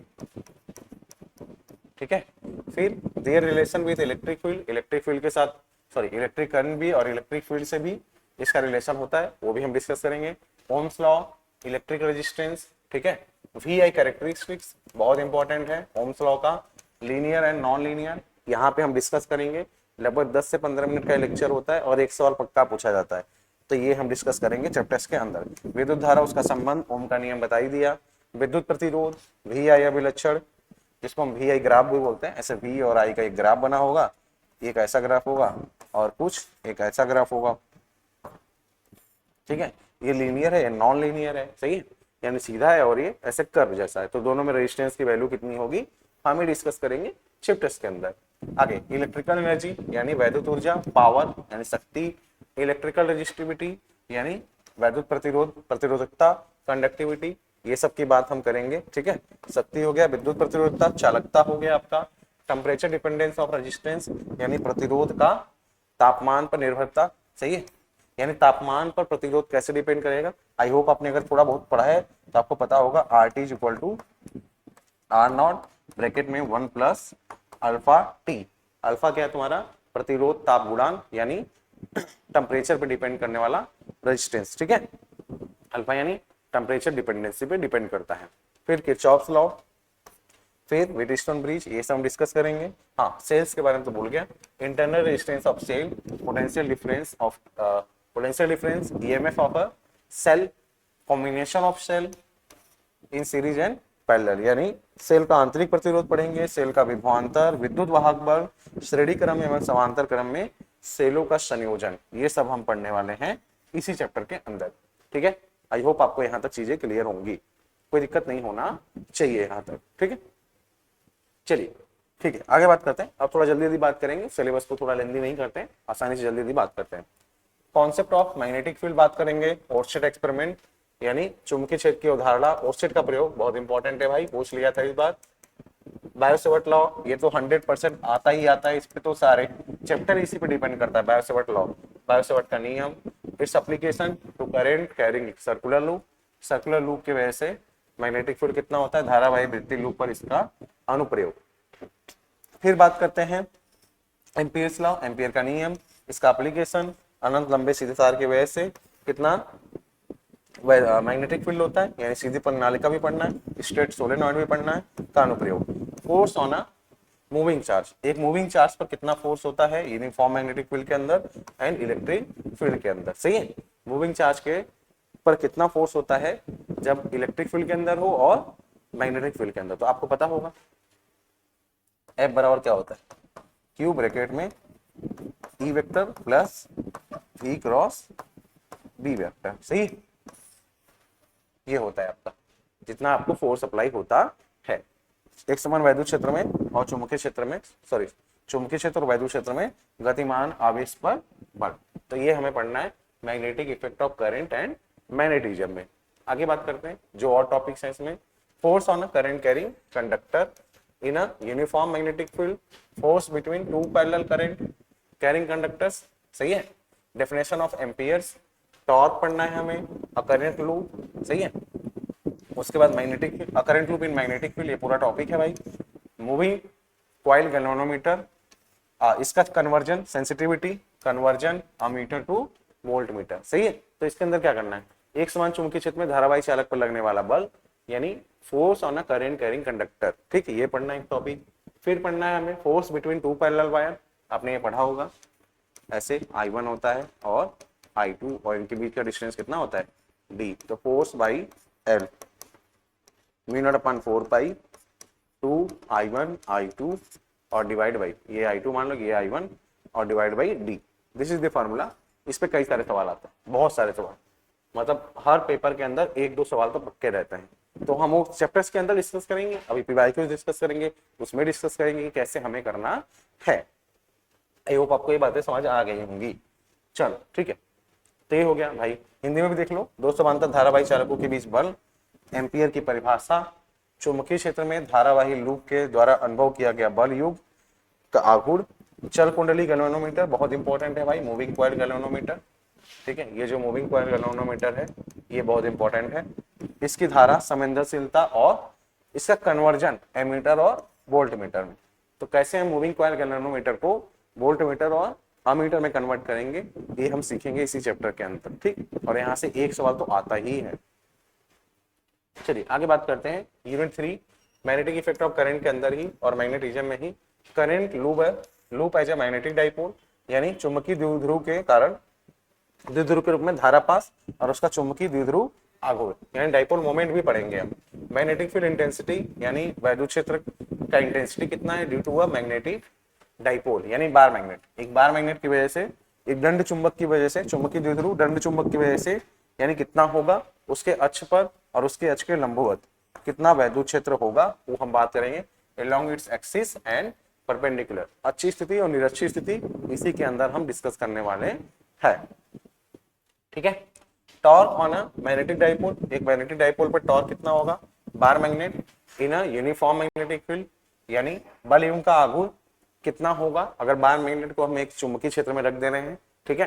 तो bar magnet as a equivalent to solenoid, ये बहुत इंपॉर्टेंट है भाई, bar magnet as a equivalent to solenoid, यानी सोलेनॉइड एक तरीके से बार मैग्नेट की तरह काम करता है। हम ये प्रूव भी करेंगे और उससे फार्मूले को भी समझेंगे और सवाल डायरेक्ट पूछ लिया जाता है, ठीक है, याद रखेंगे। चलो आगे बात करते हैं भाई, मैग्नेटिक फील्ड लाइंस इंपॉर्टेंट है, प्रॉपर्टीज तो पूछी जाती है भाई, इलेक्ट्रिक फील्ड लाइंस भी इंपॉर्टेंट है और मैग्नेटिक फील्ड लाइंस भी बहुत इंपॉर्टेंट है। फिर पैरामैग्नेटिक, डायमैग्नेटिक और फेरोमैग्नेटिक सब्सटेंस क्या होते हैं, ये सब हमें सीखना है। इनिशियल फेज में मैंने आपको बताया कि पैरामैग्नेटिक, डायमैग्नेटिक और फेरोमैग्नेटिक सब्सटेंस क्या होते हैं, ये भी आपको सीखना है विथ एग्जांपल्स। एग्जांपल्स क्या है ये भी बात करेंगे। चुंबकीय क्षेत्र में दिखाएं, बता दिया, अनुचुंबकी, लौ चुंबकी और प्रति चुंबकी, द्विध्रुवी नहीं, प्रति चुंबकी,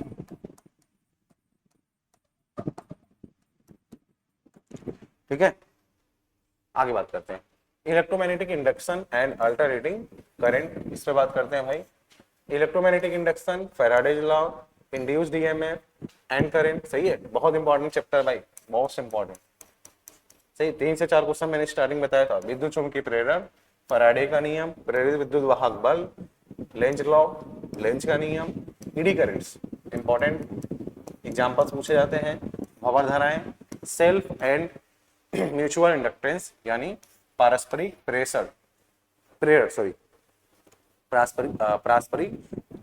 प्रेरण आपने ये पढ़ा होगा।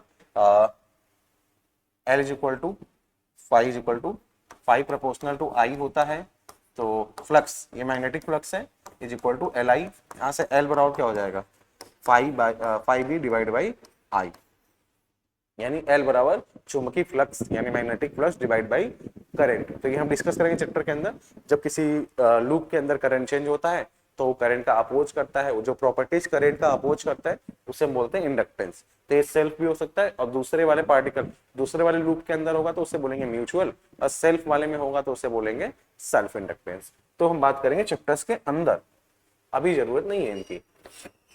हाँ, उसी में आगे बात करते हैं भाई, अल्टरनेटिंग करंट की बात करते हैं।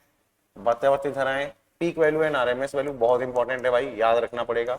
ऑफ अल्टरनेटिंग करंट या वोल्टेज, प्रत्यावर्ती धारा वोल्टेज का शिखर और आरएमएस मान, सही है, शिखर और आरएमएस मान। आरएमएस मतलब वर्ग, माध्य, मूल, मान, ठीक है, वर्ग माध्य, मूल मान, रिएक्टेंस, प्रतिघात पूछेगा, इंपीडेंस, प्रतिबाधा पूछेगा, एलसी ऑस्किलेशन क्या होता है ये पूछेगा। हाँ, क्वालिटेटिव ट्रीटमेंट पढ़ना है, मतलब मैथमेटिकल चीजें पढ़नी है हमें। एलसीआर सीरीज सर्किट यानी एलसी दोलन पढ़ना है, ठीक है। एलसीआर श्रेणी बहुत इंपॉर्टेंट है भाई, एलसीआर सीरीज। अनुनाद रेजोनेंस पढ़ना है भाई, रेजोनेंस पढ़ेंगे आप। Power in AC generator, power शक्ति in AC circuit, sorry. Wattless current क्या होता है ये भी हम पढ़ेंगे। वाटहीन धारा क्या होता है इसी चैप्टर के अंदर हम ये सब डिस्कस करते हैं। इसमें कुछ टॉपिक बहुत इंपॉर्टेंट है भाई, जैसे अगर हम बात करें एलसीआर सर्किट क्या होता है, सॉरी, और एलसी सर्किट के अंदर कितना फ्रीक्वेंसी जनरेट होता है, ये सब हम इसी में डिस्कस करने वाले हैं। चलिए आगे बढ़ते हैं भाई। यूनिट 5 इलेक्ट्रोमैग्नेटिक वेव देखते हैं जरा। तो इलेक्ट्रोमैग्नेटिक वेव में डिस्प्लेसमेंट करंट का नीड क्यों हुआ ना, क्यों चेंज करना पड़ा, एम्पियर सर्किटल लॉ को, correction of ampere circuital law, इसी में पढ़ते हैं हम लोग। Correction of ampere law, ampere law, Ampere's law का करेक्शन इसी में पढ़ते हैं। इलेक्ट्रोमैग्नेटिक वेव क्या होते हैं, उनका कैरेक्टरिस्टिक्स, विद्युत चुंबकीय तरंगें क्या होती हैं, उनकी विशेषताएं, transverse nature of electromagnetic wave, ये क्या होता है, कैसे प्रूफ हुआ कि इलेक्ट्रोमैग्नेटिक वेव कैसे जनरेट हुआ, कैसे पता चला कि इनको इलेक्ट्रोमैग्नेटिक वेव की कैटेगरी में रखना है, इनमें कितनी एनर्जी होती है, कितना इंटेंसिटी होता है, ये सब हम इसी चैप्टर के अंदर डिस्कस करते हैं। और यहाँ पे एक नया चीज भी डिफाइन करते हैं, रिफ्रैक्टिव इंडेक्स ना, यानी अपवर्तनांक को यहाँ पे डिफाइन करते हैं, ठीक है। चलिए आगे बढ़ते हैं भाई। हाँ, इसमें इलेक्ट्रोमैग्नेटिक स्पेक्ट्रम, वही बात कर रहा था, विद्युत चुम्बकीय स्पेक्ट्रम, रेडियो तरंगे, माइक्रोवेव, अवरक्त, दृश्य, पैराबैंगनी, एक्सरे, गामा किरण। Radio wave, microwave, infrared, visible, ultraviolet, x rays और गामा रे, इन सब की प्रॉपर्टी पढ़नी है, फैक्ट इनका पढ़ना है और इनका यूज पढ़ना है, यानी इनका उपयोग पढ़ना है और इनका जो मोस्ट इंपॉर्टेंट पॉइंट है वो डिस्कस करना है हमें, क्योंकि डायरेक्ट क्वेश्चंस आएंगे। मैच द प्रॉब्लम पूछ लेगा, किसका वेवलेंथ ज्यादा है, किसका वेवलेंथ कम है, किसकी तरंगदैर्घ्य ज्यादा है, किसका तरंगदैर्घ्य कम है, फ्रीक्वेंसी किसकी ज्यादा है, ये सब डिस्कस कर लेते हैं। तो ये फर्स्ट पेपर आपका यहाँ तक होता है जहां तक आपको डिस्कस करना है। उसके बाद आता है आपका ऑप्टिक्स। ऑप्टिक्स के अंदर रे ऑप्टिक्स और वेव ऑप्टिक्स पूरा टॉपिक डिस्कस करना पड़ता है, जिसमें हम बात करते हैं रिफ्लेक्शन ऑफ लाइट, पहला टॉपिक। रिफ्लेक्शन ऑफ लाइट इस तरीके से कह सकते हो, रिफ्लेक्शन ऑफ लाइट, प्रकाश का परावर्तन, स्फेरिकल मिरर, गोली दर्पण, मिरर फार्मूला। मिरर फार्मूला क्या होता है, 1/f = 1/p + 1/u। I hope जब आप चैप्टर पढ़ेंगे तो इन चीजों को आप डिस्कस कर लेंगे आराम से, इसमें कोई दिक्कत की बात नहीं है।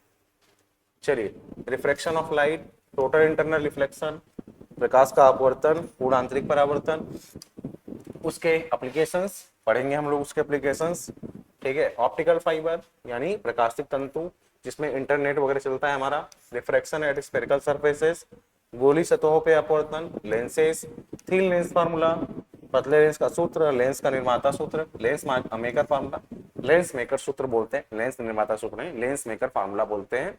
फिर magnification, power of a lens, ठीक है, यानी आवर्धन, लेंस की क्षमता। लेंस की क्षमता कैसे निकालते हैं भाई, पूछता है कई बार, P = 1/f, लेकिन f किस में होना चाहिए, मीटर में, और मीटर में नहीं है तो सेंटीमीटर में, अगर है तो 100/f लिखेंगे सेंटीमीटर में। आई होप आपको ये क्लियर होगा। Combination of thin lenses in contact, combination of a lens and mirror, ये बहुत इंपॉर्टेंट है भाई। लेंस और मिरर का कॉम्बिनेशन यानी लेंस और दर्पण का संयोजन, पतले लेंसों का संयोजन, प्रिज्म द्वारा प्रकाश का अपवर्तन, ये तो पूरा एक चैप्टर ही है। Refraction and dispersion of light through a prism, ये तो पूरा एक प्रिज्म का कॉन्सेप्ट ही है, जिसमें हम बात करते हैं कि प्रिज्म का रिफ्रैक्टिव इंडेक्स कैसे निकालेंगे, मिनिमम डेविएशन की वैल्यू कैसे निकलेगी, ये सब हम डिस्कस करते हैं, ठीक है। आई होप आपको ये समझ आ रहा होगा बात। चलिए आगे बात करते हैं, scattering of light, blue colour of the sky, ये पता करना है, प्रकाश का प्रकीर्णन, आकाश का नीला रंग, रेडियस अपीयरेंस ऑफ द सन, यानी सूर्योदय और सूर्यास्त में समय का, किस समय सूर्य का लाल दिखाई देना, ये सभी डिस्कस करेंगे सनसेट के टाइम, ठीक है। फिर बात करते हैं ऑप्टिकल इंस्ट्रूमेंट, जिसमें बात करेंगे microscope, astronomical telescope, reflecting and refracting telescope क्या होता है, एंड दियर मैग्नीफाइंग पावर, यानी इनका मैग्नीफाइंग पावर, यानी प्रकाशिक उपकरण में सूक्ष्मदर्शी, खगोलीय दूरदर्शी, दूरबीन भी बोल सकते हैं, दूरदर्शी ज्यादा अच्छा है, दूरदर्शी, ठीक है। तथा उनकी आवर्धन क्षमता है, उनकी क्या आवर्धन क्षमताएं भी हम डिस्कस करने वाले हैं ऑप्टिक्स के अंदर। तो ये ऑप्टिक्स में रे ऑप्टिक्स हो गया। अब बात करते हैं वेव ऑप्टिक्स की। तो वेव ऑप्टिक्स में भाई ध्यान देना, वेव ऑप्टिक्स तरंग प्रकाशिकी, वेव फ्रंट, हाइगेंस प्रिंसिपल यानी तरंगाग्र क्या होता है, हाइगेंस का सिद्धांत क्या होता है, रिफ्लेक्शन एंड रिफ्रैक्शन, तरंगाग्र का उपयोग करके एक प्लेन वेव का क्या बनाना है, प्लेन वेव का एक प्लेन सरफेस पे जब रिफ्लेक्शन और रिफ्रैक्शन होगा उसको वेव फ्रंट यूज करके हमें प्रूव करना होता है। तो तरंग का परावर्तन और अपवर्तन हमें प्रूव करना है कैसे, तरंगाग्र का यूज करके, समतल तरंगाग्र का यूज करके हम रिफ्लेक्शन और रिफ्रैक्शन को प्रूव करते हैं। Proof of laws of reflection, proof of reflection using Huygens principle, Huygens के सिद्धांत का यूज करके परावर्तन और अपवर्तन के नियमों का प्रूफ करना, ये हम पढ़ते हैं। बट ये प्रूफ तो पूछेगा नहीं, बोर्ड है नहीं, तो हमें इंपॉर्टेंट है हाइगेंस प्रिंसिपल पढ़ना। तो हाइगेंस प्रिंसिपल पढ़ेंगे और वेव फ्रंट पढ़ेंगे, क्या पढ़ेंगे, वेव फ्रंट और हाइगेंस प्रिंसिपल पढ़ेंगे और हमें पता चल जाएगा। फिर interference, young double slit experiment ये पढ़ेंगे, expression for the fringe width और कोहेरेंट सोर्स, ये बहुत इंपॉर्टेंट है भाई। कोहेरेंट सोर्स क्या होता है, तो ऐसे सोर्स जिनका एम्पलीट्यूड या फ्रीक्वेंसी लगभग लगभग सेम होना चाहिए ताकि एक ही टाइम पे मैक्सिमा बने और एक ही टाइम पे मिनिमा बने, ऐसे सोर्सेस को कोहेरेंट सोर्स बोलते हैं। या बोलते हैं उसे क्या, व्यतिकरण, यंग का द्विचक्रीय प्रयोग पढ़ना है, फ्रिंज की चौड़ाई, सुसंगत स्रोत, कोहेरेंट स्रोत को क्या बोलते हैं, सुसंगत स्रोत, और प्रकाश के सतत व्यतिकरण, व्यतिकरण यानी इंटरफेरेंस, इंटरफेरेंस हमें ये पढ़ना है, ठीक है, इंटरफेरेंस। चलो आगे बात करते हैं, इंटरफेरेंस हो गया। फिर diffraction of light due to single slit पढ़ना है, एकल स्लिट के कारण विवर्तन, polarisation, plane and polarised light, polarisation भी पढ़ना है हमें, ध्रुवीकरण, समतल ध्रुवित प्रकाश, ये सब हमें पढ़ना है, याद रखना, ठीक है। आगे बात करते हैं dual nature of light, matter and radiation, photo electric effect पढ़ना है हमें, हर्ट्ज एंड लेनार्ड का प्रयोग पढ़ना है। हाँ ये बहुत इंपॉर्टेंट है भाई, हर्ट्ज एंड लेनार्ड ने क्या देखा था ऑब्जर्वेशन में, फोटो इलेक्ट्रिक इफेक्ट यानी प्रकाश वैद्युत प्रभाव, हर्ट्ज और लेनार्ड के अवलोकन, Einstein photo electric equation, sorry इस इक्वेशंस के बारे में सारा जानकारी लेना, आइंस्टीन का प्रकाश विद्युत समीकरण, प्रकाश की कण प्रकृति, पार्टिकल नेचर ऑफ लाइट, ये पता कैसे चला, इसी इक्वेशन से, इसी इक्वेशंस को जब फाइनल किया गया तब पता चला।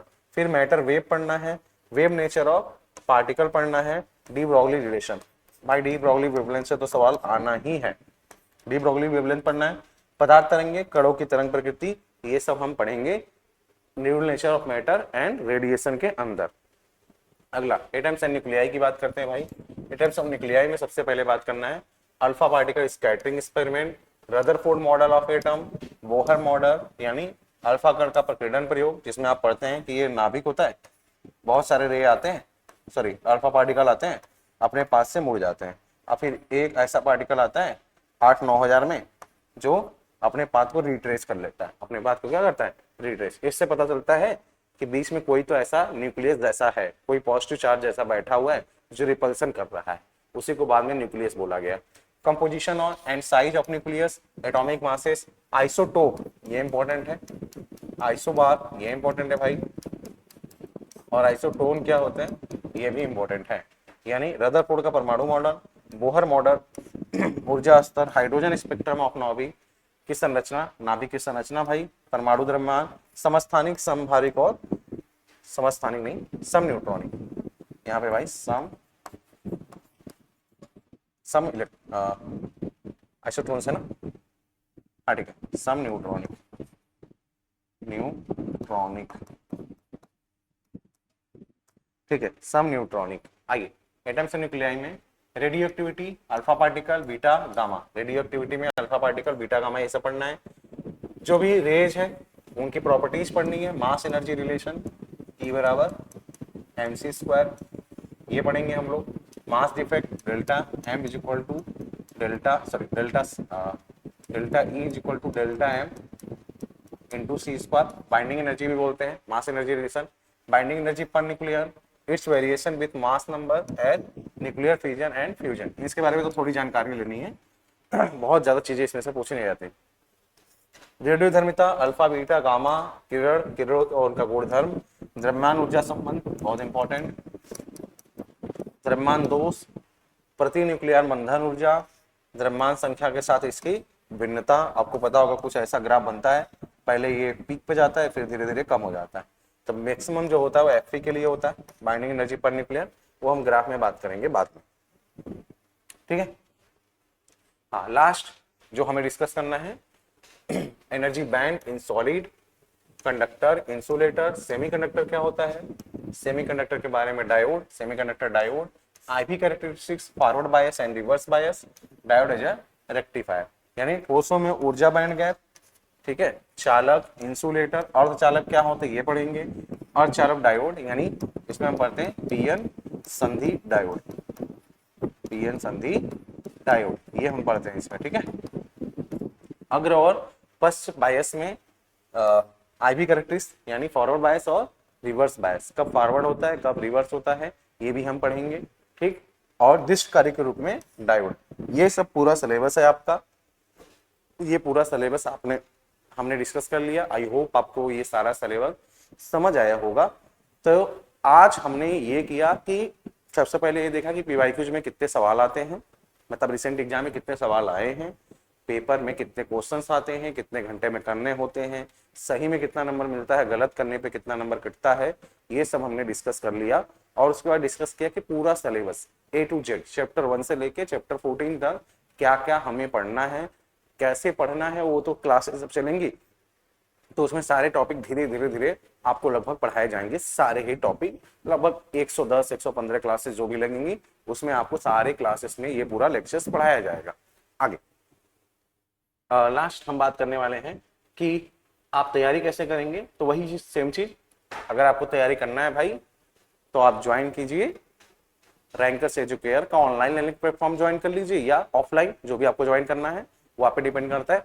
ज्वाइनिंग करने के लिए आपको नंबर पे कॉल कर लीजिए या मैसेज कर दीजिए 9415190556 या 8874153302, इन नंबरों पे कॉल कीजिए, पता कीजिए कि क्या प्रॉब्लम है आपको, क्या सोल्यूशन चाहिए आपको, ऑफलाइन ज्वाइन करना है ऑनलाइन ज्वाइन करना है, कैसे पढ़ना है वो सारा कुछ बता ही दिया है। रिकॉर्डेड लेक्चर मिलेगा, फिर से बता देता हूँ, रिकॉर्डेड और लाइव क्लासेस मिलेंगी, पीडीएफ नोट्स मिलेंगे, स्ट्रक्चर स्टडी प्लान मिलेगा, टेस्ट सीरीज मिलेंगे, ऑनलाइन डाउट सेशन मिलेगा, और ऑफलाइन रहेंगे तो ऑफलाइन डाउट सेशन भी आपको मिलेगा, ठीक है। समझ आ रही होगी बात। हमारी यहाँ क्लासेस चलती हैं भाई, ये क्लासेस हैं, और ये भाई दुर्गा कुंड में स्थित है, वाराणसी दुर्गा कुंड, आई होप आपको दिख रहा होगा, दुर्गा कुंड वाराणसी, दुर्गा कुंड वाराणसी में ये हमारी क्लासेस स्थित है। ये नंबर्स है, इन पे बात कर लीजिए, जो भी डाउट है आप उनको पूछ लीजिए, मटेरियल्स मिलेंगे, क्लासेस अगर आप नहीं आ पाए कभी काल तो आपको लेक्चर्स रिकॉर्डेड मिल जाएंगे, पीडीएफ भी मिल जाएगा, और ऑनलाइन ज्वाइन करना चाहे तो ऑनलाइन आप ज्वाइन कर सकते हैं। आई होप आपको आज का सारा सिलेबस समझ आया होगा। कल से हम आगे डिस्कस करेंगे अपना पीवाईक्यूज, ठीक है। तब के लिए धन्यवाद।